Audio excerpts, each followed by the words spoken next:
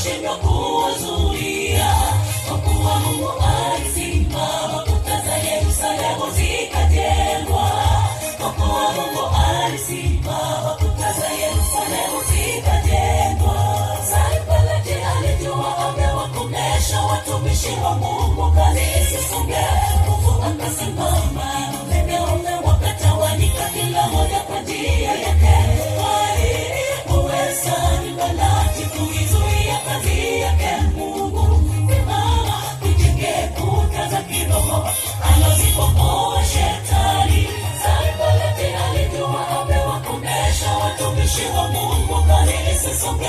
Mungu akasimama, umeme wakatawanyika, kila moja kwa njia yake.